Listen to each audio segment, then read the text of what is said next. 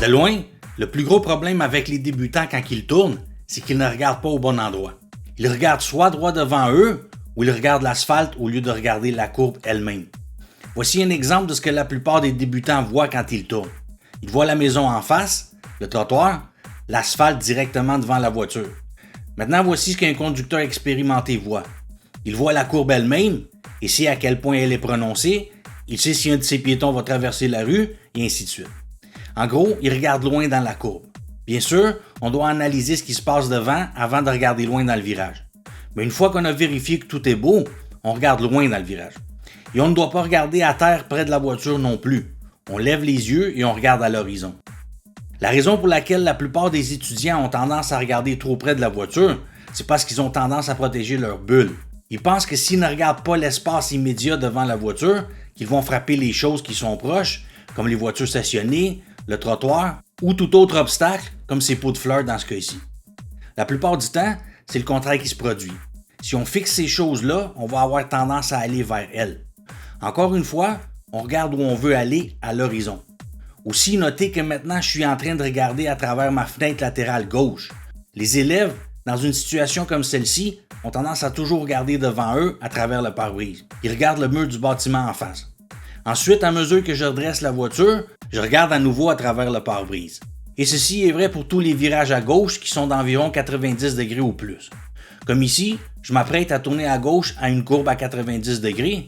Je regarde à travers ma fenêtre de gauche et je regarde la courbe à mesure qu'elle apparaît. Dès que je peux voir au fond de la rue, c'est là que je regarde. Ma voiture est à 45 degrés dans l'intersection, mais je suis déjà en train de regarder au fond de la rue et pas devant moi. En d'autres mots, j'attends pas que ma voiture soit à droite pour regarder au bout de la rue. Regarder devant dans ce cas, c'est comme avoir un morceau de carton noir sur la fenêtre gauche. On ne sait pas où on doit aller, à quel point la courbe est prononcée, s'il y a des voitures stationnées, des gens qui traversent la rue, etc. Dans des virages moins prononcés, comme dans ce cas-ci, je regarde à travers le pare-brise, mais je regarde le virage à mesure qu'il apparaît et pas directement devant. Avec les virages à droite, on va plus souvent regarder à travers le pare-brise, à moins qu'il soit très serré. Je vais parler des virages serrés plus en détail dans une autre vidéo. Donc, ce qu'on doit faire, c'est regarder le virage à mesure qu'il apparaît. Dans ce cas, je le vois apparaître derrière ce bloc de béton, alors je continue à regarder là-bas. Et dès que je peux voir au loin, c'est au loin que je regarde. Et n'ayez pas peur de tourner la tête dans les virages. La plupart des élèves regardent tout droit devant eux en tournant, en gardant la tête alignée avec le devant de la voiture. Et quand je leur dis de regarder plus loin dans le virage, au lieu de tourner la tête, ils regardent seulement du coin de l'œil, comme s'ils avaient peur de regarder quelque chose qui les terrorise. Tournez la tête. Quand on y pense, c'est ce qu'on fait dans la vie de tous les jours quand on veut regarder quelque chose. Si je veux voir ce qui est écrit sur le mur à ma droite, je tourne la tête et je le regarde. Quand je sors d'un endroit quelconque, encore là, je tourne la tête et je regarde où je veux aller. C'est ce qu'on fait instinctivement. Mais quand les élèves commencent à conduire, à cause de cette tendance à protéger leur bulle, ils ne le font plus, ils regardent devant ou à terre. Dans ce virage-ci, ma voiture est encore pointée vers l'avant, mais ma tête est déjà tournée vers la gauche. Ensuite, je tourne et à la fin du virage, le devant de la voiture vient s'aligner avec ma tête. Une analogie que j'aime bien utiliser avec mes élèves est celle du char de combat. Vous avez sûrement déjà remarqué comment les chars de combat tournent d'abord leur tourelle. La tourelle est la tête, elle regarde où elle veut aller, puis le corps vient s'aligner avec. Même chose quand on tourne.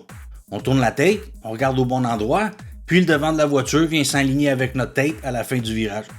Et on ne doit pas attendre d'être déjà dans le virage avant de commencer à l'analyser. On doit commencer à l'analyser dès le moment où on peut le voir. Comme ici, à partir de cette distance, j'ai déjà déterminé que je ne peux pas tourner à droite parce qu'il y a une maison. Donc ma seule option est de tourner à gauche et c'est plus ou moins un virage à 90 degrés. J'ai donc déjà une idée de la façon dont je vais négocier ce virage.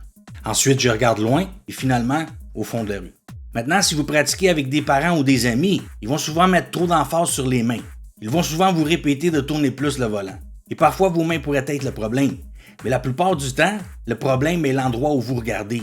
Tant que vous ne regarderez pas au bon endroit, vos mains ne pourront pas faire grand-chose pour vous aider. Pas que vos parents ou vos amis ne soient pas de bons conducteurs, mais regarder à la bonne place est quelque chose qu'ils font tellement instinctivement depuis si longtemps qu'ils ne le réalisent même plus. Maintenant, rappelez-vous qu'en tournant, on doit toujours tourner dans la première voie disponible. Et une question que mes élèves me posent fréquemment est « Comment est-ce que je vais savoir s'il y a des voitures stationnées, si la voie est réservée, bloquée par de la construction ou quoi que ce soit? » Encore là, en regardant à la bonne place. Et encore une fois, la raison pour laquelle il ne le voit pas ou le voit seulement à la dernière seconde, c'est parce qu'il regarde en avant en tournant au lieu de regarder dans le virage. Si on est en train d'attendre un feu rouge, comme ici, on peut analyser tout ça même avant de repartir. On a le temps de le faire puisqu'on est arrêté. Donc, tandis que regarder au bon endroit pourrait sembler être la chose la plus évidente pour les conducteurs expérimentés, c'est le plus gros problème que les débutants ont avec les virages. Maintenant, même en sachant ça, vous aurez probablement encore le réflexe de regarder droit devant. Il va peut-être falloir encore quelques pratiques avant que regarder à la bonne place ne devienne un réflexe naturel, mais une fois que vous vous habituerez à le faire, vous devriez voir une grosse amélioration. Juste une parenthèse, il y a principalement 3 types de personnes qui auront une meilleure vision lorsqu'elles vont commencer à conduire. Les cyclistes, les gens qui jouent à des jeux vidéo et les gens qui font du sport. Ne vous inquiétez pas cependant, si vous ne faites aucune de ces activités, ça ne signifie pas que vous serez un mauvais conducteur ou conductrice. Je vais en discuter plus en détail dans une prochaine vidéo sur la vision. Je vais également faire plusieurs autres vidéos sur les virages parce qu'il y a beaucoup à couvrir sur ce sujet. Alors restez à l'écoute, j'espère que vous avez aimé cette vidéo et bonne route.